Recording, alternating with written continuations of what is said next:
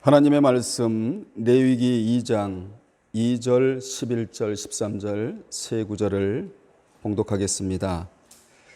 아론의 자손 제사장들에게로 가져갈 것이요 제사장은 그 고운 가루 한 움큼과 기름과 그 모든 유향을 가져다가 기념물로 제단 위에서 불사를 지니 이는 화제라 여호와께 향기로운 냄새니라. 너희가 여호와께 드리는 모든 소제물에는 누룩을 넣지 말지니 너희가 누룩이나 꿀을 여호와께 화제로 드려 사르지 못할지니라. 내 모든 소제물에 소금을 치라. 내 하나님의 언약의 소금을 내 소제에 빼지 못할지니 내 모든 예물에 소금을 드릴지니라. 아멘. 이 시간에는 소제의 의미라는 제목으로 함께 은혜를 나누겠습니다. 레위기에는 5대 제사가 나옵니다. 그 중에는 여호와께 향기로운 제사로 드려야 할 3개의 제사가 있는데 그 제사는 바로 번제, 소제, 화목제입니다. 이 중에서도 동물의 피와 관계없이 곡식으로 드리는 제사는 유일하게 소제뿐입니다. 소제란 소는 한문으로 흰 소자이고 희다고 할 때 흰 소자이고 제사는 제사 제자로 이는 곡식을 아주 곱게 빻아서 흰 가루를 태워서 드리는 제사를 이름하여 소제라고 말하는 것입니다. 번제가 죄를 회개하는 제사라면 소제는 회개한 자가 믿음 따라 감사하며 살아가기 위한 제사입니다. 그래서 소제는 번제 다음에 드리게 되며 소제에는 회개의 요소가 직접적으로 나오지를 않는 것입니다. 왜 그렇습니까? 번제 때 이미 회개를 하고 난 이후에 드리는 제사이기 때문에 그래요. 그러므로 번제를 드린 자는 회개거리를 줄이고 감사거리를 늘려야 한다는 교훈입니다. 그렇습니다. 구원 얻은 자가 회개거리를 줄이고 감사거리를 늘려야 하는 것이지요. 회개거리가 줄어들어야 감사거리가 늘어나게 되는 것입니다. 이같이 감사거리를 갖고 예배드리는 자가 바로 소제를 드리는 예배자인 것입니다. 그러면 소제의 의미를 살펴보면 다음과 같습니다. 첫째, 소제란 곡물, 선물, 예물, 조공이란 뜻입니다. 소제를 미나라고 하는데 히브리어로 이는 곡물, 선물, 예물, 조공이란 뜻을 지니고 있는 그러한 단어입니다. 이 소제의 원어적인 의미로는 관계의 지속과 보호의 의미도 들어 있습니다. 그러므로 소제는 의무제가 아니에요. 소제는 의무제가 아니고 하나님과 관계를 철저히 맺어가고자 하는 감사제인 것입니다. 새벽에 예배드리는 것도 감사제이고 수요예배 드리는 것도 감사제이고 금요 철야 때 예배드리는 것도 감사제지 의무제가 아닙니다. 하나님과 관계를 철저히 맺어가며 살고자 하는 자가 바로 그분을 경외하는 자이며 소제를 드리는 자입니다. 여호와의 친밀함은 그분을 경외하는 자들에게 있는데 그 말씀이 바로 시편 25편 14절에 기록되어 있습니다. 거기에 보면 여호와의 친밀하심이 그를 경외하는 자들에게 있으며 그의 언약을 그들에게 보이시리로다 라고 기록하고 있는데 여기 친밀함이라는 단어가 소드라는 단어인데 본래 비밀, 회담을 의미하는 단어입니다. 이는 여호와께서 그를 경외하는 자에게는 아무런 비밀도 없이 그의 뜻을 보인다는 것입니다. 그런 자는 하나님을 지식적으로만 알아가는 자가 아니라 경험적이고 체험적으로 알아가게 된다는 것입니다. 이같이 경외하는 자들에게는 하나님의 언약의 비밀을 더욱 깊고 풍부하고 체험하여 알게 될 것이라고 말씀하셨습니다. 그래서 그렇게도 성경에서 경외하라, 여호와를 경외하라라고 성경에서 그렇게 많이 다루고 있는 것입니다. 이 소제라는 단어의 의미가 창세기 32장 13절과 43장 11절에 쓰였는데, 창세기 32장 13절에 보면 야곱이 20년 만에 라반의 집에서 고향으로 돌아올 때에 에서가 400인을 거느리고 나왔는데, 그때 형 에서가 두려운 나머지 그에게 환심을 사기 위해 예물을 바치는데, 그 바치는 예물이라는 단어가 바로 소재와 같은 단어입니다. 야곱은 20년간 처가살을 하며 라반에게 10번이나 약속을 변개하는 불공평의 수모를 당했습니다. 이제 20년 만에 고향으로 돌아오는데 형 에서가 그의 숨통을 끊으려고 400인의 사병을 데리고 함께 길목을 지키고 있었습니다. 그러자 그는 절박한 심정으로 어떤 사람을 잡고 나를 축복하여 달라고 날이 새도록 씨름하여 끝내 축복을 그에게 받아내고 이스라엘이라는 너무나 좋은 이름을 받게 되는데, 그 전에 그 형이 두려워 그에게 예물을 주려는 단어가 바로 소재라는 단어입니다. 또한 창세기 43장 11절에 보면 가나안의 기근이 들어서 야곱이 양식을 구할 수 없어서 애굽으로 아들들을 보냅니다. 그때 당시 요셉에게 줄 예물로 많은 것을 준비해서 보내는데, 거기에 예물이라는 단어도 바로 소재라는 단어입니다. 그 외에도 사무엘하 8장에서 예레미야 애가까지 나오는 조공이란 단어가 바로 소재라는 미나라는 단어입니다. 조공은 종종 신하가 군주에게 충성을 다하겠다는 신의의 표시로 공물을 바치는데, 우리의 정서로 조공이라고 하면 먼저 부정적인 의미가 있습니다. 그렇지만 고대 사회에서는 흔하게 쓰인 말이었습니다. 고대 사회에서 약한 나라가 강한 나라와 강한 조약을 맺었습니다. 약한 나라는 강한 나라에 대해 신하가 되어 예의를 지키고 조공을 바칩니다. 그러면 강한 나라는 약한 나라를 보호해 주게 됩니다. 그렇게 조공을 바침으로 인해 서로 간의 관계가 유지되고 있다는 것을 확증해 주는 것입니다.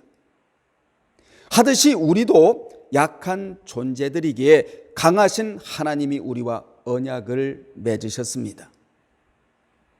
우리는 약한 자입니다. 하나님은 강하신 분이십니다. 우리 하나님이 강하신 분이므로 그분과 언약을 맺은 자가 바로 우리들인 것입니다. 이들을 이름하여 언약 백성이라고 하고 또 언약민이라고 하는 것입니다. 우리는 보통 사람들이 아니고 언약의 백성이자 언약민입니다. 하나님은 우리의 주인이 되시고 우리는 그분의 백성이며, 우리는 연약한 자이고 하나님은 강하신 분이시기에 그분에게 예물, 즉 소재를 드림으로 그 관계를 확인하는 것입니다. 어떻게 확인합니까? 매일매일 감사하며 사는 것으로 확인하는 것입니다. 여러분에게 감사가 있습니까? 그 자는 소재 드리는 자입니다. 그러므로 감사라는 단어는 그냥 명사로 그쳐서는 안 되는 단어입니다. 이 명사를 동사로 이끌어내야 할 단어라는 것이지요. 그래서 소재는 의무제가 아닌 무슨 제라고요? 감사제인 것입니다. 매일매일 감사하고 살아야 한다는 것을 의미하는 제사입니다. 그리할 때 그분과의 관계를 지속시켜 나갈 수 있고 또한 그분의 보함을 받을 수가 있는 것입니다. 두 번째, 소재에는 깨어짐의 의미가 있습니다. 2장 2절에 나와 있는 말씀인데, 소재에는 깨어짐의 의미가 있기에 그래서 고운 가루가 필요합니다. 그러므로 소재의 규례적 의미는 깨어짐입니다. 그래서 소재의 재료는 고운 가루라고 명시되어 있는 것입니다. 고운 가루는 그냥 되지 않습니다. 빻아야 되는 것입니다. 소재 제물이 되려면 곡식을 곱게 갈아타워서 드려야 했기 때문에 빠져야 했던 것입니다. 그래야 뭐가 납니까? 그래야 향기가 나는 것이지요. 하듯이 믿는 자는 예수라는 향기를 바라야 합니다.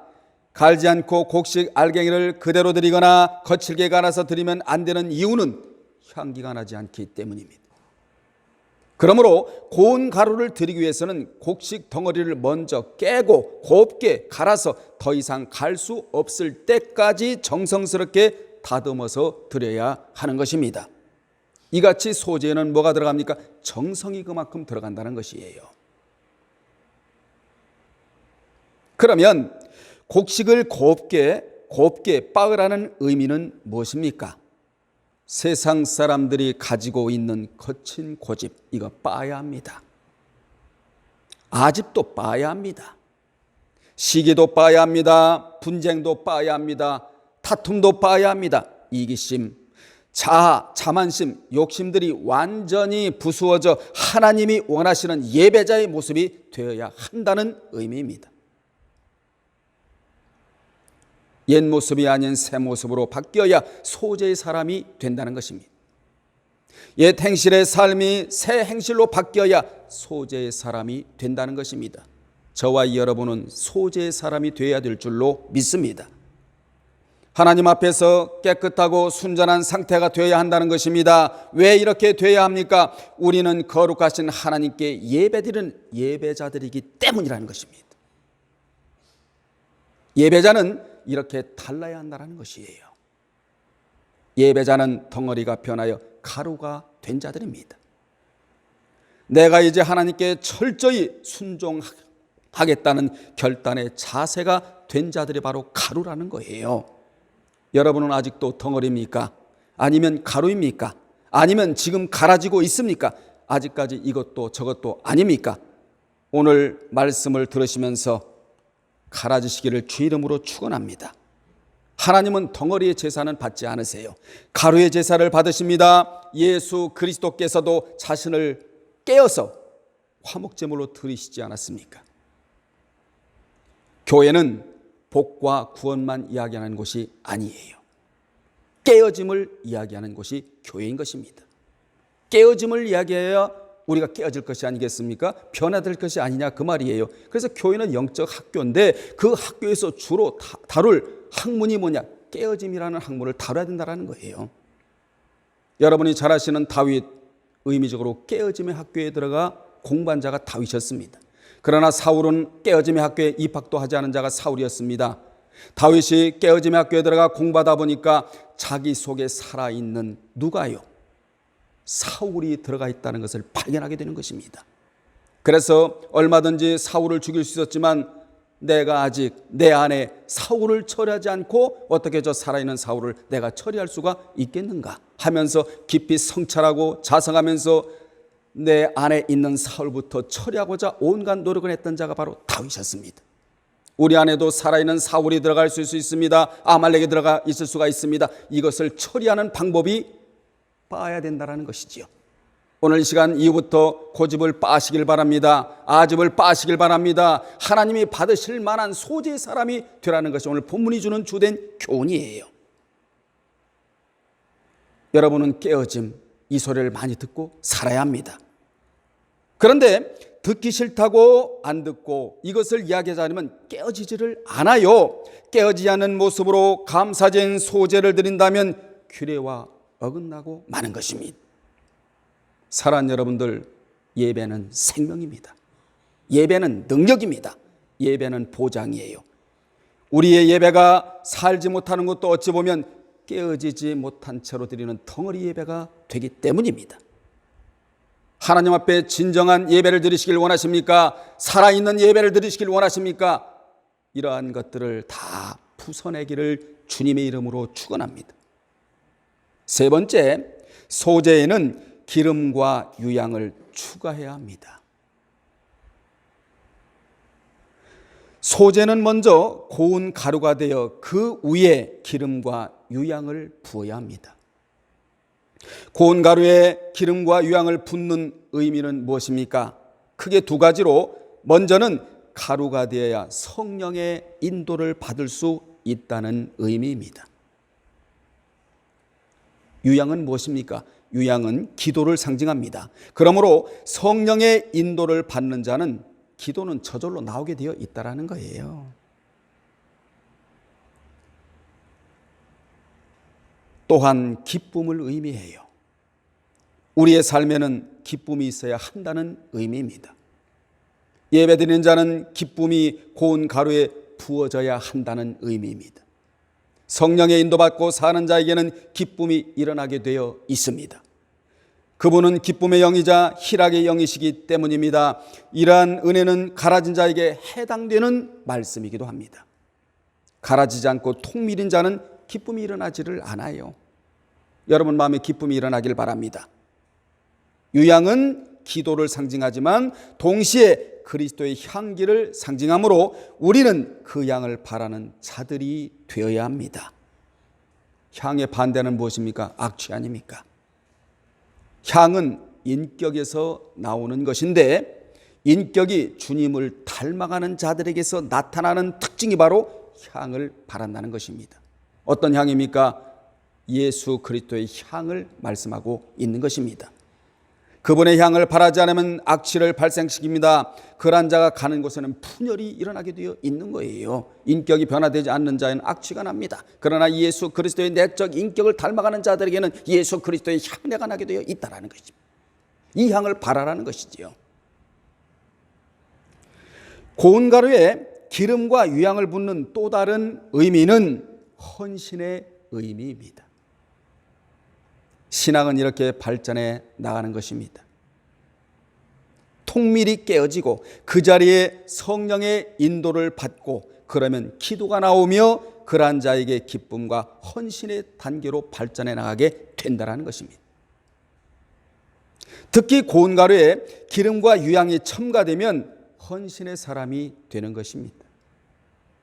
이 세 가지를 태우면 향기로운 냄새가 나게 되는 것이고요. 하듯이 이 세 가지는 헌신의 결단을 의미하는 것입니다. 한마디로 말하면 기름은 성령의 기름 부으심이 있는 삶을 살겠다는 것을 의미하고 유향은 그리스도의 향기로 살겠다는 헌신을 뜻하는 거예요. 위에서도 잠깐 언급했듯이 소제는 보통 번제를 드린 다음에 드렸습니다. 이는 번제를 통해 자신의 죄를 회개하고 그리고 난 후 철저히 하나님 앞에 굴복한 가운데 그분의 신하로 그분의 종으로 살면서 있는 것에 감사하고, 여러분 있는 것에 감사하세요. 그래야 만족을 느끼고 살아갈 수 있거든요. 있는 것에 감사하고 그 감사의 표시를 예물로서 고운 가루의 기름과 유향을 부어 드리는 것입니다. 그러므로 번제에서 참 회개한 것이 감사와 헌신과 참 예배, 즉 소제로 이어져야 한다는 것입니다. 소제로 드려져야 한다는 것입니다. 참 회개가 참 예배로 이어져야 하는데 이렇게 이어진 자의 삶은 감사와 헌신과 기쁨으로 살면서 자신이 주를 위해 무엇을 할까라는 결론적인 삶을 살게 된다는 것입니다. 그러므로 예배는 하나님께 드리지만 그 예배를 드리고 난 후 끝난 것이 아니라 이제부터 감사와 헌신의 삶인 삶의 예배를 드려야 한다라는 교훈이에요. 저와 여러분은 1시간짜리 공간적인 예배만 드린다고 끝난 것이 아니라는 사실을 오늘 알아야 됩니다. 공간적인 예배는 드리는데 삶의 예배로 이어지지 못하면 그 예배가 제대로 된 예배가 아니라는 것이지요. 1시간짜리 공간적인 예배를 드렸다면 그 분위기를 그대로 삶의 현장으로 가지고 가서 우리는 삶의 예배를 또 드려야 된다는 교훈이에요. 그 예배가 무엇입니까? 여러분 마음속에 기쁨이 일어나고 있는 것에 감사하고 매일매일 하나님 앞에 감사하며 살아가는 예배가 진정한 소재의 의미이자 이 예배를 지속적으로 천국 갈 때까지 드려야 한다는 교훈을 오늘 본문에서 우리는 받아야 되는 것입니다. 이 예배가 회복되기를 주님의 이름으로 축원합니다. 여러분 시편의 특징을 보면 마무리 부분에서 감사와 헌신과 송축으로 끝맺는 부분이 많음을 알 수가 있어요. 시편의 서두에는 때로는 외롭고, 이 우리의 삶의 모습이거든요. 때로는 외롭고 두렵고 때로는 공허하고 때로는 많은 것을 가졌음에도 불구하고 허탈하고 그런 다양한 마음 상태와 자신의 처한 상황이 서두에 많이 나옵니다. 이같이 서두에서는 그러한 자신의 마음 상태를 토로하며 나오다가 마지막에는 거의 감사와 헌신의 삶과 결단의 각오의 내용으로 끝나는 부분들이 굉장히 많습니다. 무슨 이야기예요? 이야기가 회개를 지불했으면 헌신의 삶을 살아야 한다는 교훈을 주고 있는 것입니다. 우리 몸이 가장 아름다울 때가 언제인 줄 아십니까? 육적으로 치장할 때가 아닙니다. 하나님 앞에 헌신되어질 때예요. 이때가 가장 우리 몸이 아름다운 모습으로 하나님 앞에 비춰지게 되는 것입니다. 우리도 때로는 시편의 서두처럼 기도할 때 답답한 마음으로 시작하지만 그 기도가 깊어지면 감사와 헌신의 내용으로 끝맺음을 하게 되는 것입니다.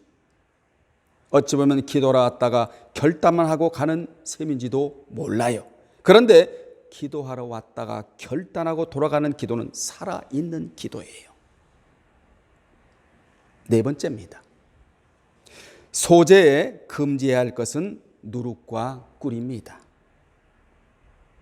11절에 보면 너희가 여호와께 드리는 모든 소재물에는 누룩을 넣지 말지니 너희가 누룩이나 꿀을 여호와께 화제로 드려 사르지 못할지라고 명령을 하셨습니다. 그러면 누룩은 무엇을 의미합니까? 누룩은 실제보다 부풀리는 데 사용하는 것입니다. 실제로 하나인데 부풀리는 것은 엄청나다는 거예요. 신앙은 진실에 있지 부풀리는 것에 있지 않음을 우리로 하여금 교훈해 주고 있는 것입니다. 주님이 하나를 주셨으면 하나만 말하면 되는 겁니다. 부풀리면 마귀의 송사를 받습니다. 믿는 자는 자기 과장을 하지 말고 있는 그대로 그 모습으로 살아야 능력이 붙습니다. 그리고 누룩은 부패성을 의미합니다. 썩게 만드는 것을 의미하지요. 인격에 부풀림이 들어가면 썩어요. 인격도 썩거든요. 그러면 악취가 나는 것이거든요. 진실인 인격에 능력에 붙지 썩은 인격에는 능력이 붙질 않습니다. 여러분, 부패성을 상징하는 누룩이 들어가면 그 인격은 손상을 입기 마련이에요. 그래서 부풀리지 말아라. 있는 그대로 하나님 앞에 보여드리면 되고 있는 것을 갖고 그대로 우리는 신앙으로 옮겨드리면 되는 거예요.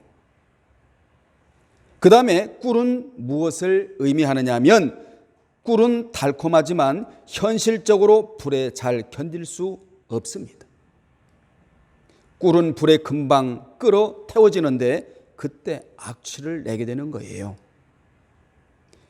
유향은 태워질 때 향기를 내는 반면 꿀은 무엇을 낸다고요? 악취를 내게 되는 것입니다. 그래서 꿀은 향락을 의미해요. 그러므로 향락은 영적 악취입니다. 믿는 자는 꿀 같은 인생을 살면 안 됩니다. 평소에는 꿀처럼 달콤하나 불 같은 시련을 당하면 금방 원망의 악취를 내는 사람이 있는데 그러면 되지를 않아요. 여러분, 시련 당해보면 그 사람의 신앙의 진가가 드러나게 되어 있거든요. 그런데 성경은 뭘 말합니까? 시련이 올 때 기뻐 날뛰라는 거예요. 아갈리오. 기뻐 날뛰는데 왜 시련이 올 때 기뻐 날뛰어야 하냐면 시련의 기간이 어떤 기간이냐? 기도하는 기간이라는 것이지요. 그때 기도하여 무엇을 거머쥘 수가 있느냐 하면 능력을 거머쥘 수 있다는 것이 성경이 주는 교훈이에요. 우리는 누룩과 같이 자기 자신을 과장하거나 과시하거나 미화시켜서나 포장해서도 안 되고 자신의 공력을 드러내서도 안 되고 그러한 것들을 내려놓고 하나님 앞에서 예배에 집중하는 자들이 되어야 합니다. 자신이 있는 그대로의 모습을 가지고 진실하게 예배드릴 때 거기서부터 감사와 헌신이 나오게 되는 것입니다. 따라서 하나님이 받으시는 소재를 드리려면 이런 누룩과 꿀을 어떻게 해야 된다고요? 피해야 된다는 거예요. 다섯 번째입니다. 소재에 필수적으로 들어가는 것이 뭡니까? 소금입니다. 13절에 보면 내 모든 소재물에 소금을 치라. 내 하나님의 언약의 소금을 내 소재에 빼지 못할지니 내 모든 예물에 소금을 드릴지니라 라고 규례적으로 말씀하셨습니다. 소금은 하나님의 언약이라는 의미로 쓰여집니다. 소재에 소금을 넣는 것은 하나님과 나와 맺은 약속을 절대로 잊지 않고 버리지도 않고 지키겠다라고 다짐하는 의미입니다. 그래서 예배 시에는 언약의 말씀이 빠지지를 않아요.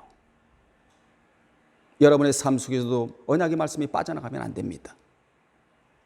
말씀 없이 어떻게 예배를 드리겠습니까? 여러분 생각해 보십시오. 따라서 전하는 자도 말씀으로, 드리는 자도 말씀으로 드리라는 것입니다. 전하는 자는 잘 전하고 듣는 자는 잘 듣고, 이것이 참 예배라는 것이지요. 신약으로 옮겨지게 되면 이 예배를 드리는 자를 하나님이 찾으신다고 되어 있어요. 성령의 철저한 인도를 받아 진리 가운데로 예배하는 자들을 하나님이 찾으신다고 그렇게 말씀하셨는데, 우리는 하나님이 찾으시는 그곳에 있어야 되고 하나님이 찾으시는 그 예배 장소에서 예배를 드려야 될 줄로 믿습니다.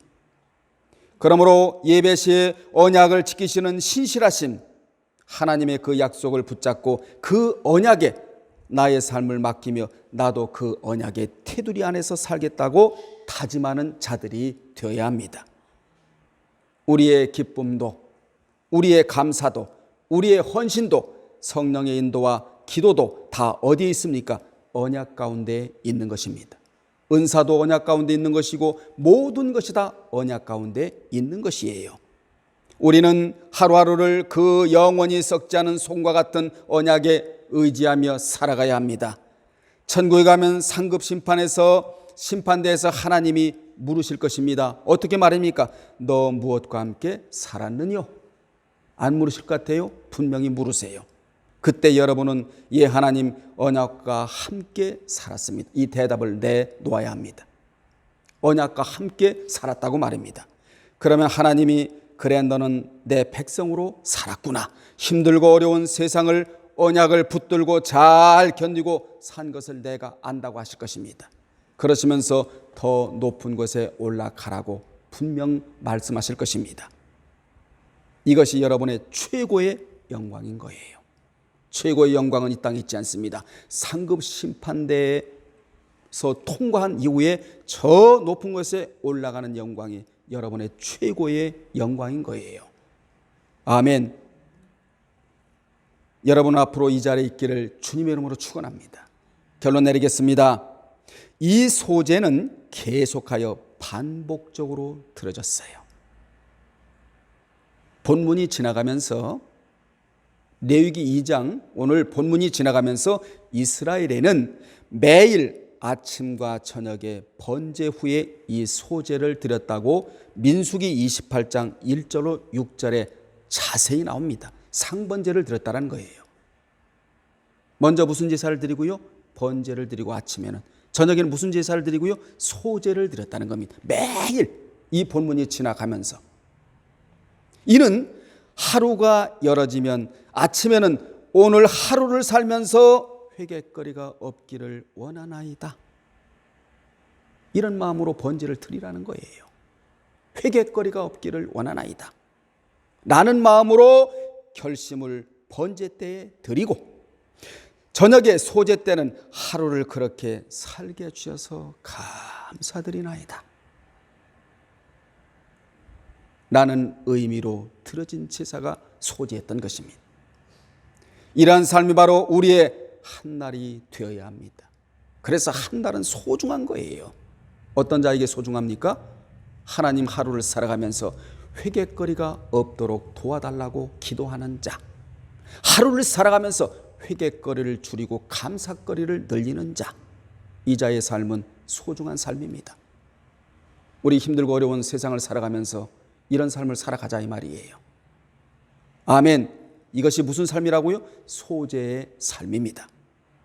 결론을 내리면서 믿는 자는 구원을 얻고 난 후 계속해서 참 예배자가 되지 못하게 하는 것들을 곱게 뭐가 되게 하고 가루가 되게 하고, 그리할 때 성령의 인도를 받을 수가 있고, 그리고 뭐가 살아나고 기도가 살아날 뿐만 아니라 향락의 삶을 배제하고 예수 그리스도의 향을 바라는 삶을 살게 될 뿐만 아니라 영원히 변치 않은 소금과 같은 언약의 말씀을 꽉 붙들고 살아갈 수 있다라는 교훈이 오늘 본문에 그대로 발전 상태로 흐르고 있는 것입니다. 이스라엘 백성들이 아침과 저녁에 제사를 붙들고 살았듯이 말입니다. 이같이 우리는 육적인 것들을 붙잡고 버둥대며 살 자들이 아니라 영적인 것들을 붙잡고 살아야 될 자들이라는 거예요. 아멘. 향락을 붙잡고 살 자들이 아니고 영적인 것들을 붙들고 살 자들이 바로 우리라는 거예요. 그래야 영적인 사람이 되지 않겠습니까? 그리하려면 본문에 나오는 소재의 의미를 바로 알아야 한다. 말씀 마치면서 여러분들은 소재가 주는 의미대로 하루하루를 살아가시기를 주님의 이름으로 축원합니다. 아침에 일어나면 하나님 오늘 하루도 회개거리가 나에게 없게 하여 주옵소서. 저녁에는요 회개거리가 없이 해 주시고 감사거리가 하루를 따라다닐 수 있도록 은혜 주심을 감사드립니다. 그렇게 하루하루를 소재를 드리는 그런 마음으로 살아갈 때에 하나님께로부터 인정받는 여러분이 되실 줄로 믿습니다. 기도하겠습니다. 하나님 아버지, 오늘은 소재의 의미를 살펴보았습니다. 하루하루를 열어주시는 그 하루가 우리에게는 너무나 소중한 하루입니다. 아침에 아버지 하나님 앞에 회개거리가 없도록 기도드리는 자들이 되게 하시고, 저녁에는 감사거리로 하나님 앞에 영광 올리고 살아가는 모두가 되게 하여 주옵소서. 예수님의 이름으로 기도합나이다. 아멘.